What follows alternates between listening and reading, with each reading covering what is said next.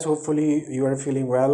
हम आज का हमारा जो टारगेट है, today's target is to solve question number 5.12 and we are following cost of goods sold and income statement chapter. ये क्वेश्चन नंबर 5.2 की एक सिंगल लाइन जो थी वो पिछले पेज पे लिखी हुई थी, तो इंस्टेड ऑफ इंक्लूडिंग दैट तो मैंने सिर्फ एक लाइन जो वहाँ पे लिखी हुई थी वो यहाँ लिख दी, और इसके अंदर कोई डाटा नहीं है और सिर्फ उसने ये नाम बता के तो काम स्टार्ट किया हुआ है।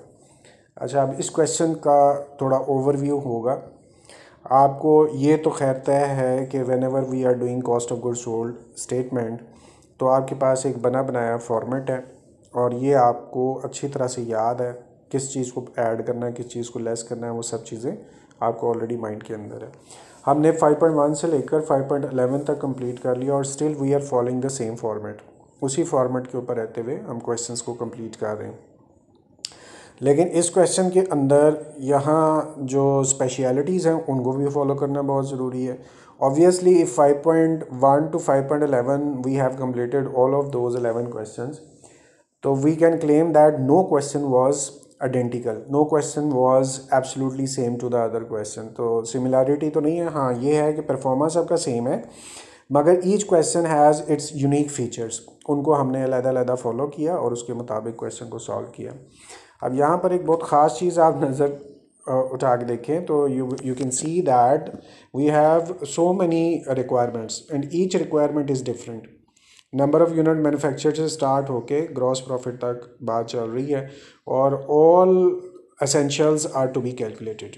इसी तरह से इसके आंसर्स भी वैसे ही हैं, काफ़ी सारे आंसर्स हैं। ऊपर अगर आप चेक करें तो वहाँ पर कुछ ख़ास बात नहीं है, एज़ यूजुअल जो रूटीन चलती है उसी रूटीन के मुताबिक क्वेश्चन सॉल्व करना है हमने। लेकिन जी फिर हम ऐसा करते हैं, हम अपने क्वेश्चन को रूटीन के साथ स्टार्ट करते हैं। इससे ज़्यादा इसका कोई इंट्रोडक्शन नहीं है, बस आपको ये फेमिलियर होना है कि बहुत सारे रिक्वायरमेंट्स हैं और हर रिक्वायरमेंट्स का फार्मूला है, उसको हम फॉलो करेंगे। सबसे पहले लिखा हुआ है material purchase 3,64,000। We will go to our format. Second line you can check we have purchases. उसकी एक स्पेसिफिक जगह है जहाँ पे आपने परचेज़ को लिखना है जो कि 3,64,000 है, वो आप यहाँ पर पोस्ट कर दें।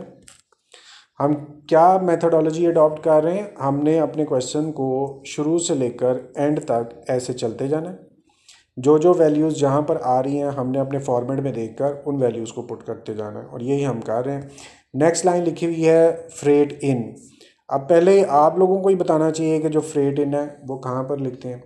ये डायरेक्ट एक्सपेंस है और डायरेक्ट एक्सपेंसेस की अपनी एक जगह है जो परचेज़ के साथ है और वहाँ पर फ्रेट इन 8600 हमने लिखना है और यहीं पे ही हमने देखें परचेज़ लिखा हुआ है और वहाँ पर डायरेक्ट एक्सपेंसेस की भी जगह बनाई हुई है। Since there is only one direct expense तो उसको हम डायरेक्ट बाहर भी लिख सकते हैं, मगर उसका नाम हम यहाँ मेंशन कर देते हैं कि हम बात कर रहे हैं फ्रेट इन की। जैसे पिछले किसी क्वेश्चन में ट्रांसपोर्ट आई हुई थी और वो डायरेक्ट एक्सपेंस 8600 का है, यानी कि फ्रेट इन जो है वो 8600 का है।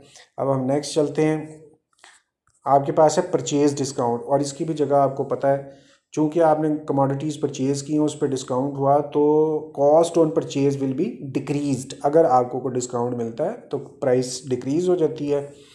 डिस्काउंट 5200 है, जगह आपको पहले से पता होनी चाहिए। जहाँ हम परचेज़ लिख रहे हैं उसके लेफ़्ट साइड पे देखें आपके साथ ये रिटर्न्स आपको नज़र आ रही होंगी। इन्हीं रिटर्न्स के सामने आपने रिटर्न की अमाउंट लिखनी है जो कि 5200 है, पोस्ट कर दें 5200।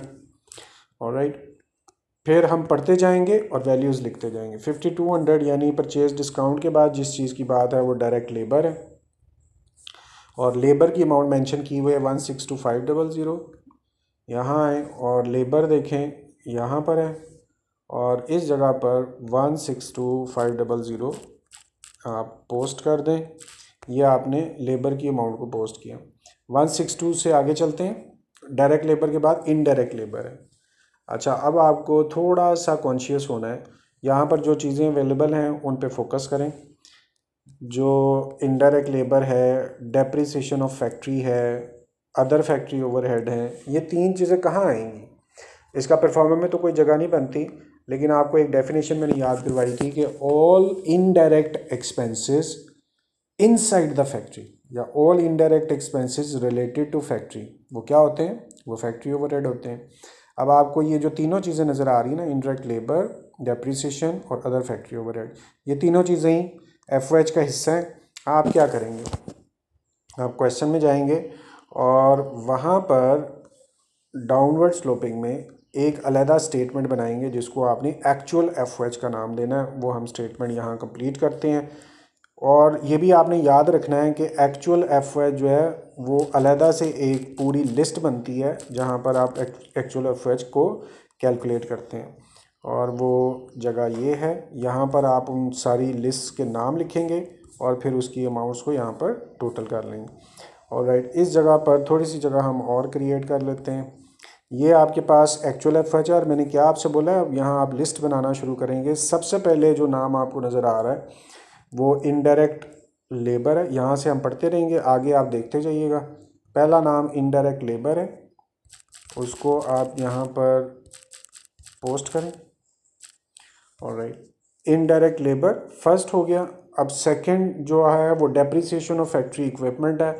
चूँकि ये फैक्ट्री की डेप्रिसिएशन है तो ये तो आपको लेनी है, depreciation of factory building. Factory की डेफिनेशन मतलब डेप्रिसिएशन तो इनडायरेक्ट एक्सपेंस है, मगर चूँकि फैक्ट्री की है, यस ये एफ है। और उसके नीचे आपको थर्ड क्या चीज़ नज़र आ रही है, अदर फैक्ट्री ओवरहेड। वो उसने नाम लेके ही बता दिया, अदर फैक्ट्री ओवरहेड, तो आप उसको पहले लिखें। अब मैंने पहले इंग्लिश सारी लिख ली। उसकी रीज़न ये है कि बार बार फिर आपको क्या करना पड़ना था, इधर आके अमाउंट, फिर इधर आके इंग्लिश, फिर इधर आके अमाउंट, फिर इंग्लिश। तो इससे बेहतर है कि आप पहले इंग्लिश सारी ध्यान से उतार लें। इनडायरेक्ट लेबर के आगे जो अमाउंट लिखी हुई है 53400 है, पुट अप कर दें 53400।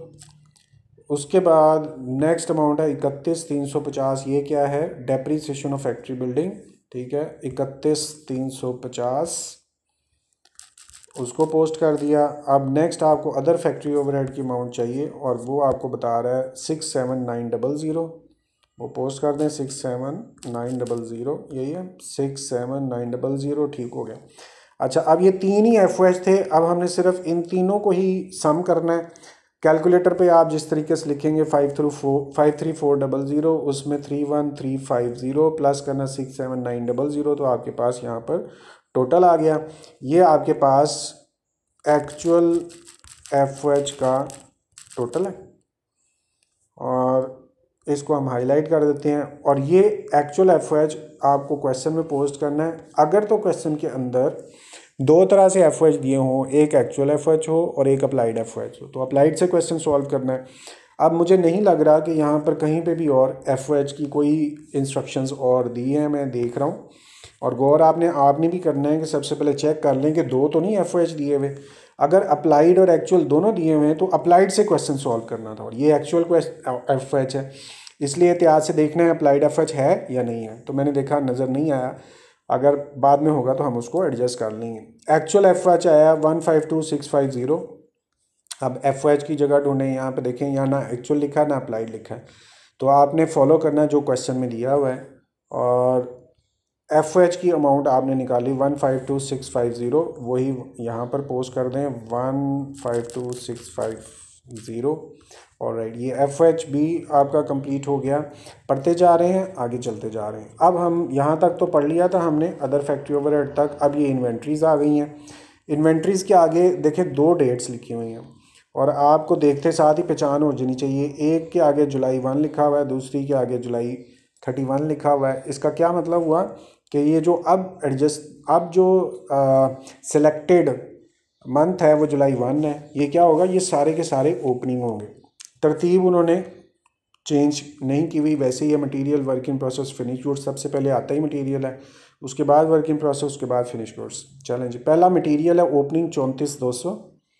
क्वेश्चन में जाएं और ये ओपनिंग मटेरियल लिखा हुआ है, वहाँ पर आप पोस्ट कर दें 34200 34200। ऑलराइट, उससे आगे पहले हम ये ओपनिंग पूरा कर लेते हैं, फिर आगे वर्क इन प्रोसेस को वो मेंशन कर रहा है और वर्क इन प्रोसेस है 81500। अब आप जाएं वर्क इन प्रोसेस पे और यहाँ पर वर्क इन प्रोसेस ओपनिंग आपको नज़र आ गया। इस जगह पर आपने सेकंड अमाउंट लिखनी है 81500, पोस्ट करें 81500 और राइट। अब ये वर्क इन प्रोसेस ओपनिंग भी होगा यहीं पे ही। अब आपने थर्ड अमाउंट को फॉलो कर रहे हैं और वो है फिनिश गुड्स की। फिनिश गुड्स की क्या ओपनिंग है फिनिश गुड्स की, क्योंकि यहाँ पर जुलाई की डेट को मेंशन किया हुआ है।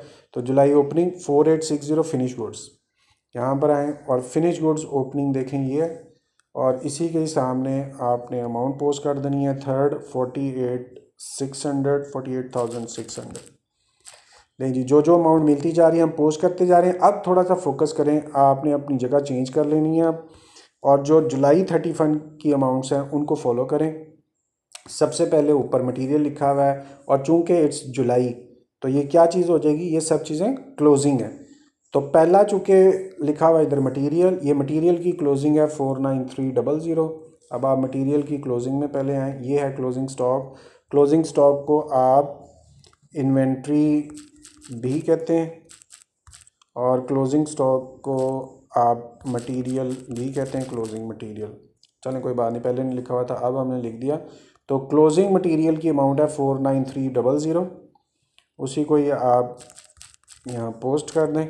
ओके, आपने यहाँ तक काम ख़त्म कर लिया है कि मटेरियल की क्लोजिंग आपने लिख दी है। अब नेक्स्ट जो है वो 42350, वो क्या चीज़ है, वो वर्क इन प्रोसेस की क्लोजिंग है 42350।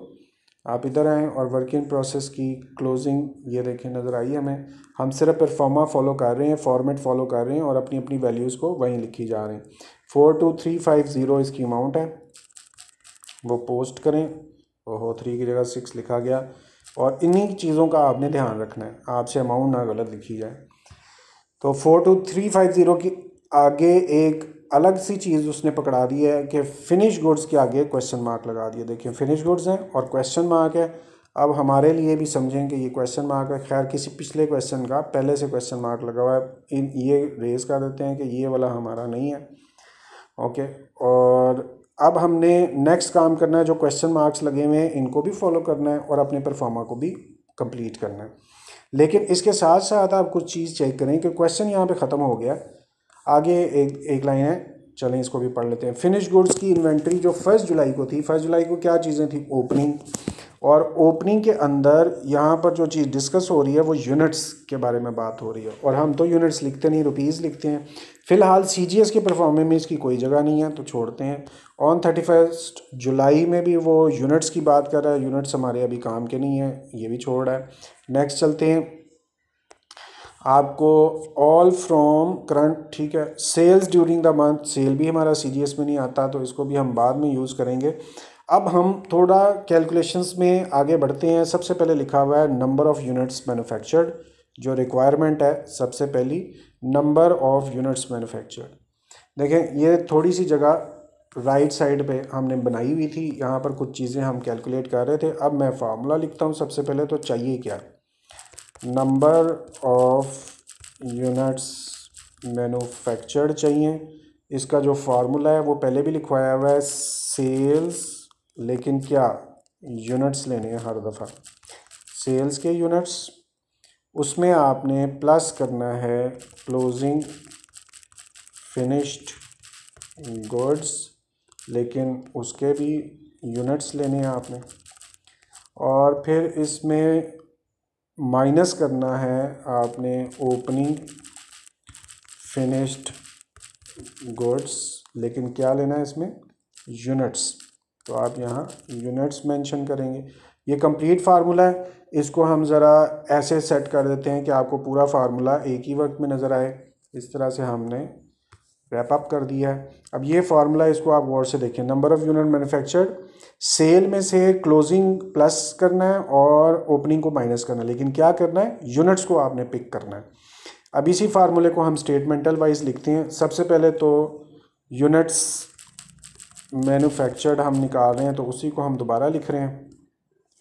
और यूनिट मैन्युफैक्चर्ड किसके बराबर होंगे, आपको सेल्स के यूनिट्स लेने हैं,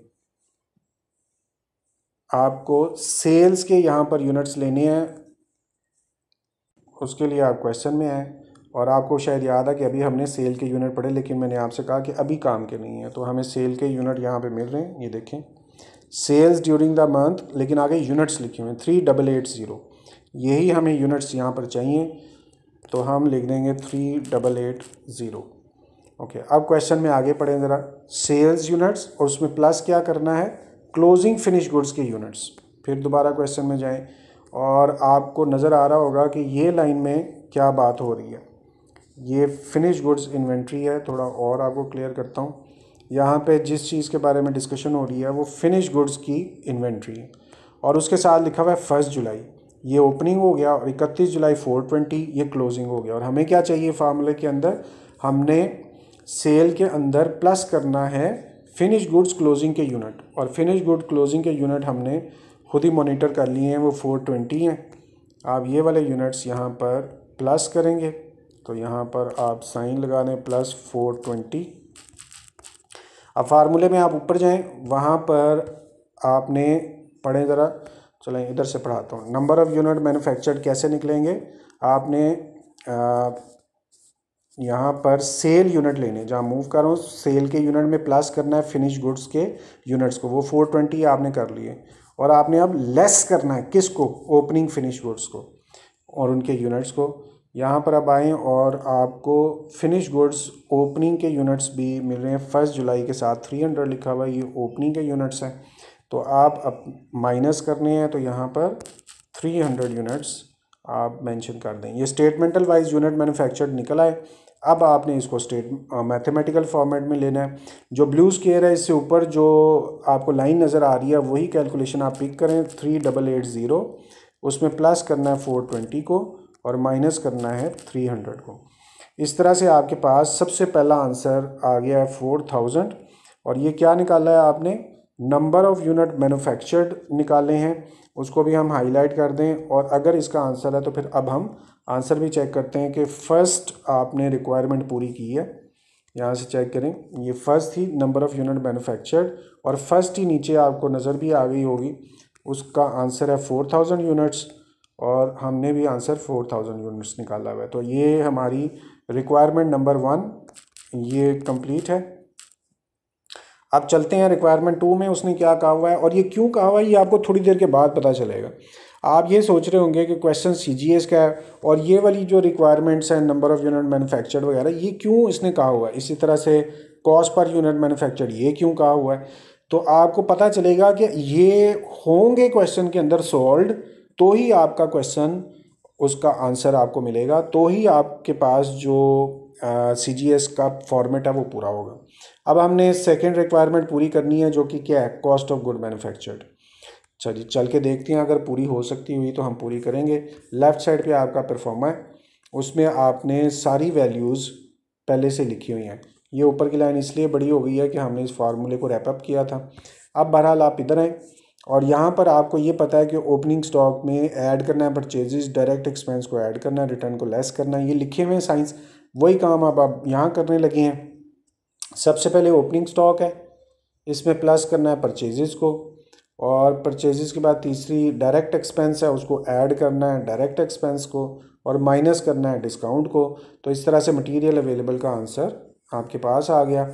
उससे नीचे क्या चीज़ है, यहाँ ये क्लोजिंग स्टॉक है जो कि लेस होता है, तो आप आंसर में से क्लोजिंग स्टॉक लेस कर दें तो आपके पास करंट वैल्यू आ गई जो कि मटेरियल यूज्ड की है।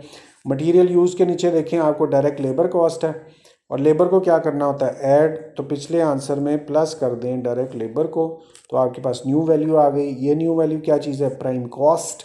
अब जहाँ ब्लू स्क्वायर है ये क्या चीज़ है, ये फैक्ट्री ओवरहेड होता है जो कि ऐड है, ऐड करना है आपने पिछले आंसर में, ऐड कर दें फैक्ट्री ओवरहेड को। इस तरह से आपके पास न्यू वैल्यू आई, और ये क्या चीज़ होती है, फैक्ट्री कॉस्ट। दिखा के आपको बता रहा हूँ। अब जहाँ ब्लू स्क्वायर है ये क्या चीज़ है, वर्क इन प्रोसेस ओपनिंग जो कि ऐड होती है। तो आप क्या करें, आंसर में वर्क इन प्रोसेस ओपनिंग को ऐड कर दें, तो न्यू वैल्यू आ गई जो कि हमारे पास cost of goods to be manufactured है, अभी पूरा मैन्युफैक्चर नहीं हुआ। जहाँ ब्लू स्क्वायर है ये क्या चीज़ है, वर्क इन प्रोसेस क्लोजिंग, और वर्क इन प्रोसेस, ये वर्क इन प्रोसेस क्लोजिंग है, उसे क्या करते हैं, लेस। तो आप पिछले आंसर में माइनस कर दें वर्क इन प्रोसेस क्लोजिंग को, तो इस तरह से आपके पास कॉस्ट ऑफ गुड मैन्युफैक्चर्ड। अच्छा, होपफुली आपको याद होगा कि यही आंसर उसने मांगा हुआ है, कॉस्ट ऑफ गुड मैन्युफैक्चर्ड यहाँ तक 7,06,600। ये पहले चेक कर लेते हैं हम क्या कर रहे हैं। हमने सेकंड रिक्वायरमेंट करनी थी, उसमें कहा हुआ था cost of good manufactured, CGM पता करें। ये सेकंड आंसर है। अब आप सेकंड आंसर चेक करें तो आपके पास 706,600, तो 7,066,000 ऐसे कर लें और ये CGM का आंसर है। और हमने क्या निकाला हुआ है 7,066,000। नहीं जी, इस तरह से आपका CGM का आंसर तो आ गया। अब हम नेक्स्ट रिक्वायरमेंट पढ़ते हैं, उसी के मुताबिक चलते रहते हैं। हालांकि CGS नहीं अभी हमारी कंप्लीट हुई। नेक्स्ट वो आपसे रिक्वायर कर रहा है कॉस्ट पर यूनिट मैन्युफैक्चर्ड, यानी कि CGM पर यूनिट। और किसी का भी पर यूनिट निकालना हो तो आपको पता है उसके रुपीज़ को यूनिट्स पे डिवाइड करते हैं। ये सेकंड रिक्वायरमेंट की जगह हम यहाँ पर फिल कर लेते हैं। ऊपर वाली एक लाइन हमारे पास खाली है तो हम थोड़ी सी जगह और बना लेते हैं। निकालना क्या है उस पर आप फोकस रखें। पर unit cost of good manufactured निकालनी है, पर unit cost of goods manufactured. और ये कैसे निकलती है, इसके लिए आपने कॉस्ट ऑफ गुड्स मैन्युफैक्चर्ड लेना है और उसको डिवाइड कर देना है यूनिट्स मैन्युफैक्चर्ड पे। और ये फार्मूला वैसे ही मैंने आपको बताया काफ़ी दफ़ा, किसी का भी पर यूनिट निकालना है। यहाँ देखें लास्ट वर्ड क्या है, मैन्युफैक्चर्ड। यहाँ देखें जो डिवीजन से पहले वाला है उसका लास्ट वर्ड क्या है, मैन्युफैक्चर्ड। डिवीजन के बाद लास्ट वर्ड क्या है, मैन्युफैक्चर्ड। वो कॉमन है, उसे निकाल दें। उसके बगैर आपको क्या लिख रहा है, पर यूनिट। और वो कैसे निकालते हैं, कॉस्ट को यूनिट्स पे डिवाइड करके निकालते हैं। तो सिंपल इज़ दिस। अब आपने इसकी कैलकुलेशन लिखनी है, यानी कि आप निकालने हैं पर यूनिट। मैं इसको ज़रा शॉर्ट करके लिख देता हूँ, पर यूनिट CGM, इसका मतलब होता है कॉस्ट ऑफ गुड मैन्युफैक्चर। वो कैसे निकालेंगे, आप ऊपर फार्मूले में देखें। सबसे पहले आपको कॉस्ट ऑफ ब्लू स्केल है ना, उससे ऊपर देखें। सबसे पहले कॉस्ट ऑफ गुड मैन्युफैक्चर चाहिए। अपने शेड्यूल में आएँ, यहाँ पर देखें cost of good manufacture CGM लिखी हुई है और वो आपने 706,600 अभी निकाल ली है। और अब आपको समझ भी लग रही होगी कि वो जो हमारी रिक्वायरमेंट है क्यों है। ये हर चीज़ एक दूसरे के साथ कोहेरेंट है और यूज़ हो रही है। अब जहाँ पर ब्लू स्केयर है उससे ऊपर पढ़ें, हमने कॉस्ट ऑफ गुड मैन्युफैक्चर लिख लिया। उससे आगे क्या करना है, डिवाइड। और उससे आगे किससे, यूनिट मैन्युफैक्चर। यहीं पर ही वर्किंग के अंदर जो पहली वर्किंग आपने की है उसी वर्किंग को देखें। आपने क्या निकाला, नंबर ऑफ यूनिट मैन्युफैक्चर्ड। और आपको क्या चाहिए, यूनिट मैन्युफैक्चर्ड। तो आपने निकाले हुए हैं ऑलरेडी, जो हाईलाइट हुए हैं 4,000, यही नंबर ऑफ यूनिट मैन्युफैक्चर्ड हैं जो आपको चाहिए। अब आपने याद रखना है इस चीज़ को कि आपकी रिक्वायरमेंट 1 थी, उसी से ही आपकी यहाँ पे रिक्वायरमेंट पूरी हो रही हैं बाकी सारी भी। ये रिक्वायरमेंट शायद 3 है, पर unit cost of good manufactured. हाँ ठीक है, ये 3 है और मैंने वहाँ पे 3 लिख दिया है। चूँकि अब आपने इसकी स्टेटमेंट कंप्लीट कर ली है, आप कैलकुलेशन करेंगे। और जो ब्लू स्केयर है इससे ऊपर देखें क्या लिखा हुआ है, 7,066,000। और इसको आपने डिवाइड करना है 4,000 पे, 4,000 आप लिख दें। तो ये आपके पास per unit cost of good manufactured आ गई। और आप इसको हाईलाइट भी कर दें कि आपने ये निकाला क्या है, पर यूनिट CGM या पर unit cost of good manufactured. इसका आंसर दिया होगा, वो चेक कर लेते हैं। हम कौन सी रिक्वायरमेंट पूरी कर रहे हैं, third, cost of good manufactured. तो इससे नीचे थर्ड रिक्वायरमेंट अब आपको नज़र आ गई होगी और वो है 176.65। और हमारा आंसर क्या रहा है, 176.65। ये रिक्वायरमेंट नंबर 3 भी हमारी पूरी हो गई।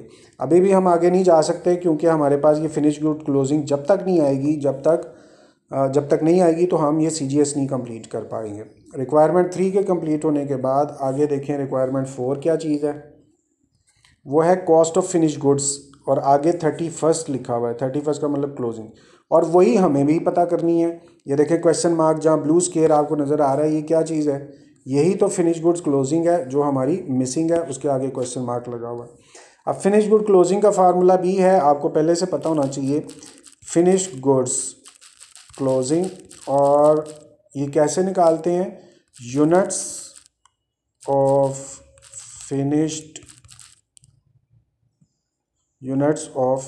Finished goods.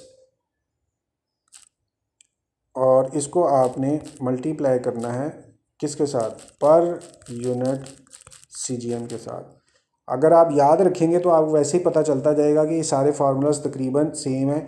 जब पर यूनिट निकालना है, अगर वो एक फार्मूला आपको याद है तो समझे सारे प्रॉब्लम सॉल्व हो जाएंगे आपको। ये उसी तरह के हैं, बहरहाल जिसने याद करना है वो याद भी फिर करे। अब जहाँ ब्लू स्केयर है इसके ऊपर चेक करें, आपने फिनिश्ड गुड्स क्लोजिंग निकालनी है और वो कैसे निकलेगा उसका फार्मूला ब्लू स्केयर के ऊपर देखें, unit of finish good closing. पहले उस फार्मूले को थोड़ा सा ठीक कर लें। आपने यूनिट लेने हैं सिर्फ क्लोजिंग, और वो आप बुक के अंदर देखें। यहाँ पर वो बात कर रहा था कि जो फिनिश गुड्स इन्वेंट्री है इसके पहले तो ओपनिंग लिखे हुए हैं और फिर क्लोजिंग 420 लिखे हुए हैं। वही यूनिट्स आपको चाहिए यहाँ पर 420, तो पोस्ट कर दें। अच्छा जी, फिर ब्लू स्केयर के ऊपर फार्मूला देखें, क्लोजिंग के यूनिट्स लिख लिया, आगे आपने मल्टीप्लाई करना है किसके साथ, पर यूनिट CGM। अब आप गौर करें कि आपने अभी पर यूनिट CGM कैलकुलेट किया है। देखें ज़रा, जहाँ रिक्वायरमेंट 3 हाईलाइट हो रही है, पर यूनिट CGM 176.65, ये अभी आपने कंप्लीट किया, वही आपने यहाँ में लिखना है 176.65। ये स्टेटमेंट इसकी पूरी होगी। अब हम इसकी कैलकुलेशन भी कर लेते हैं। हमने क्या करना है, जहाँ ब्लू स्केयर है इससे ऊपर जो लाइन है वो फोकस रखे 420 मल्टीप्लाई बाय 176.65, यूँ आपके पास फिनिश गुड्स की भी अमाउंट आ गई। अब ये जो चूँकि रिक्वायरमेंट आपने पूरी की है फिनिश गुड्स क्लोजिंग, तो इसका आंसर भी दिया होगा और हमारा आंसर आ रहा है 374,193। ये फिनिश गुड्स क्लोजिंग है, लेकिन पहले रिक्वायरमेंट कौन सी थी, finish goods inventory 4th requirement थी। पहले हम लिख लें रिक्वायरमेंट 4, वेरी बैड। ऑलराइट जी, रिक्वायरमेंट 4 हमने लिख लिया। एक्चुअली एक्सेल ना स्लिप होता है, जहाँ आपकी फिंगर प्रॉपर वे के अंदर टच ना हुई तो वो पुरानी अमाउंट को रेज कर देता है। चलें, बहरहाल रिक्वायरमेंट नंबर 4 का अब आंसर देखते हैं। हमने फिनिश गुड्स निकाल ली नहीं, cost of finish good inventory यानी क्लोजिंग फिनिश गुड्स की अमाउंट 4th नंबर पे है। तो 4 नंबर पे जो आंसर अवेलेबल है वो है 74193, और हमने जो आंसर निकाला वो भी 74193 है। इस तरह से फिनिश गुड क्लोजिंग हमें मिल गई। अब आपको फ़ौरन पता चल जाना चाहिए कि जब फिनिश गुड क्लोजिंग मिल गई, वही हमारी रिक्वायरमेंट थी, यहाँ पर लिखनी थी क्या, फिनिश गुड्स क्लोजिंग, वो हमें अब मिल गई है। उसी अमाउंट को आपने यहाँ पिक करके लिखना है और वो अमाउंट आपके सामने है 74193, वही अमाउंट आप यहाँ पोस्ट कर दें 74193। अच्छा जी, इससे ऊपर वाला स्टेप हम कंप्लीट कर सकते हैं। जहाँ ब्लू स्केयर है उसके लेफ़्ट साइड पे देखें, ये फिनिश गुड्स ओपनिंग है, ये ब्लू स्केयर है, यहाँ पे लेफ़्ट साइड पे देखें आपको ये फिनिश गुड्स ओपनिंग है जो कि ऐड होती हैं। तो आप आंसर में ऐड कर दें फिनिश गुड्स ओपनिंग, तो आपके पास वैल्यू आ गई है नेक्स्ट। और ये वैल्यू किसकी, cost of goods to be sold, cost to be sold, cost of goods to be sold है अभी। अब इसको कॉस्ट ऑफ गुड्स सोल्ड बनाने के लिए आपने जो ये अमाउंट है, ये क्या चीज़ है, ये फिनिश गुड्स क्लोजिंग है, और उसको आपने लेस करना है। तो पिछले आंसर में से आप फिनिश गुड्स क्लोजिंग 74193 को लेस करें तो आपके पास cost of goods sold actual normal आ गई है। और चूंकि इसमें अंडर ओवर अप्लाइड का चक्कर कोई नहीं है, यही आपकी एक्चुअल CGS है। देखते हैं अब नेक्स्ट रिक्वायरमेंट, CGS तो नहीं थी हमारी।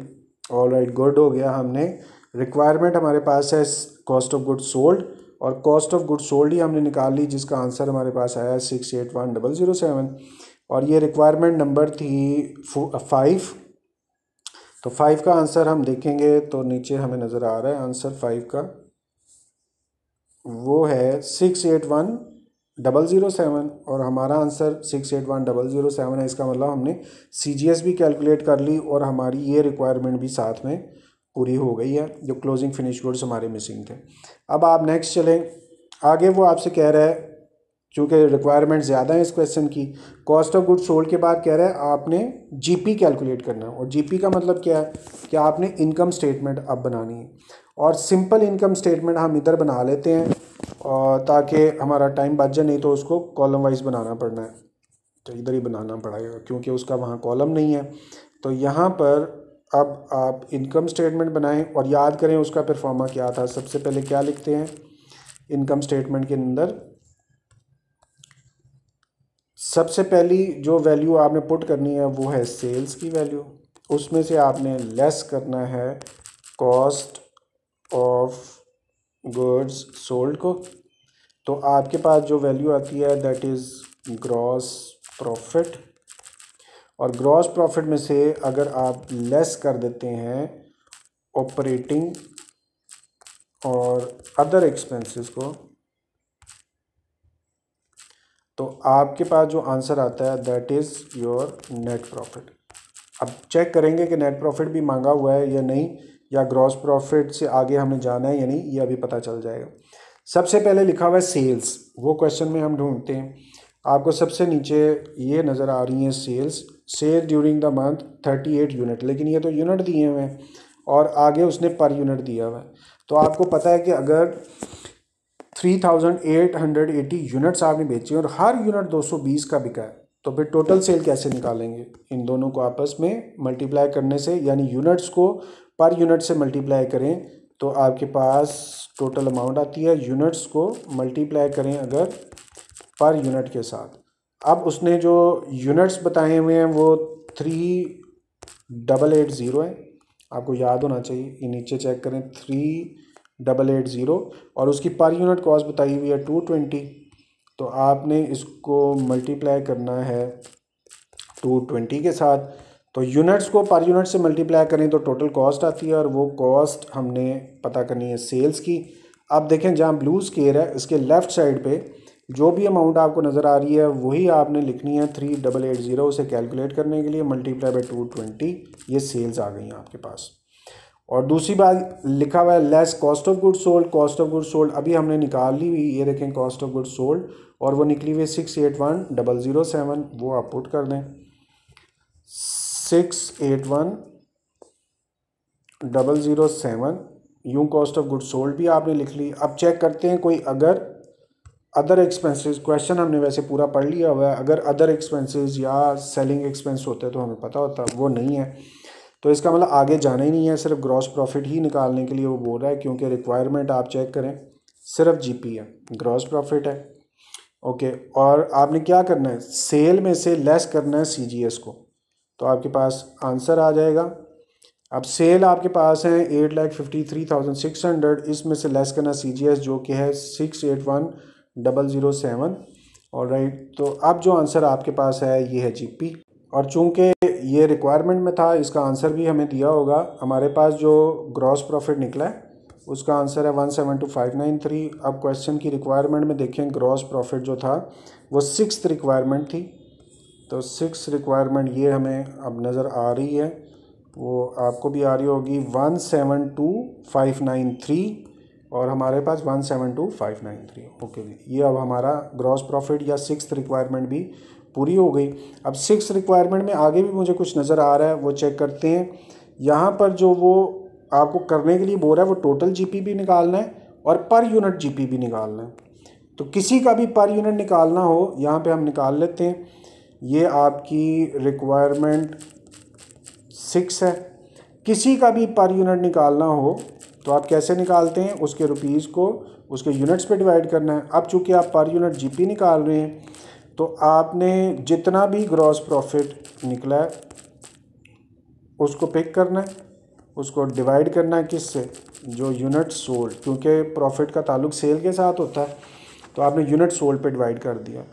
अब इनके आखिरी वर्ड आप छोड़ भी दें तो पर यूनिट का फार्मूला वही घूम रहा है जो आपने पर यूनिट सीजीएम के लिए कैलकुलेट किया, वही फार्मूला ये है, बस नाम चेंज हो गया है। जिसका भी पर यूनिट निकालना है उसका नाम आपने लिख देना।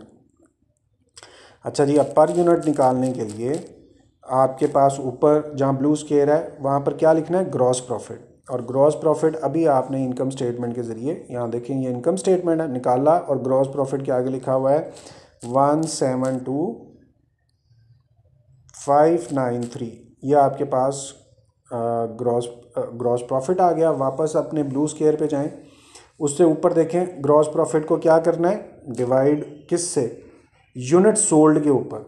और वो क्वेश्चन के अंदर आपको दिए भी हुए हैं, वैसे हमने सोल्यूशन में भी कई दफ़ा लिख दिया, cell 3800 units.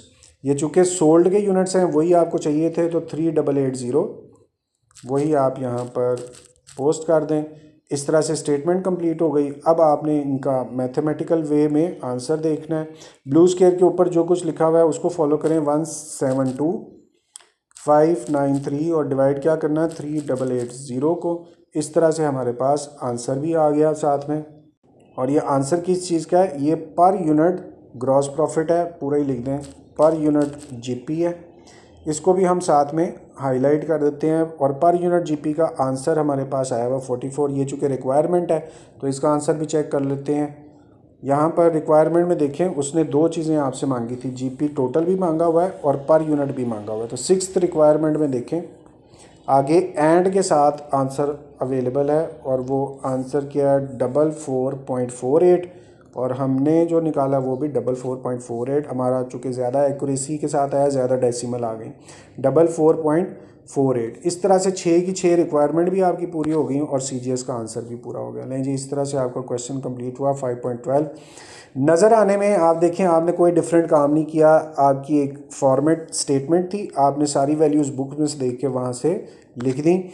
Finish goods closing आपको नहीं दी हुई थी और उसके ज़रिए अगर आप मेरे से ठीक तरह पूछें तो रिक्वायरमेंट 1, रिक्वायरमेंट 3, तब जाके रिक्वायरमेंट 4 आपकी कंप्लीट हुई जिसमें आपने क्या निकाला है फिनिश गुड्स क्लोजिंग। इसका क्या मतलब है कि ये जो रिक्वायरमेंट नंबर 1 आपने कैलकुलेट की, रिक्वायरमेंट 3 कैलकुलेट की, ये की ही इस वजह से थी कि रिक्वायरमेंट 4 के इनपुट्स आपको मिले और वही इनपुट्स आपने यूज़ किए हैं। देखें चेक करें 176, वही 176 इधर है और यहाँ पर जो आपके रिक्वायरमेंट के अंदर 420 यूनिट्स थे फिनिश गुड्स के, वो भी बुक से लिए। अब आप देखें आपका 176 आना था तो ही फिनिश गुड्स कैलकुलेट होनी थी और 176 ये कैसे आया, जब तक कि आपके पास ऊपर ये 4000 यूनिट्स, वही 4000 यूनिट्स आपने नहीं लगाए, वही 4000 यूनिट्स आपने यहाँ लगाए तो ही 176 आया और 176 आया तो इसी 176 को आपने यहाँ पुट किया। इसका मतलब है फर्स्ट 2 रिक्वायरमेंट्स रिक्वायरमेंट 1 और 3 वर कोहेरेंट विद ईच अदर। ये दोनों होनी थी तो ही रिक्वायरमेंट नंबर 4 आपकी कंप्लीट होनी थी। Please keep the fact in your mind. अच्छा जी, उसके बाद जो इसका सेलिएंट फीचर है क्वेश्चन का, वो एक्चुअल एफर्ट भी पुरानी चीज़ है, इनकम स्टेटमेंट भी पुरानी चीज़ है। तो इसका मतलब है मेन चीज़ जो आपने सीखी है इस क्वेश्चन के अंदर वो रिक्वायरमेंट नंबर 4 ही है जो डिपेंड कर रही थी रिक्वायरमेंट नंबर 1 और 3 पे। ऑलराइट जी, हमने क्वेश्चन का ओवरव्यू भी कर लिया, सारे आंसर्स देख लिए, टैली कर लिए, इस तरह से क्वेश्चन कंप्लीट हो गया। Thank you very much for your time. Even if you have any query after solution, समझाने के बावजूद भी if you have any inquiry तो you can call me, text me or you can directly contact me. We will surely meet again inshallah for the solution of any of the next question. Until then, please take care of yourself and permit me. Thank you very much. Allah Hafiz.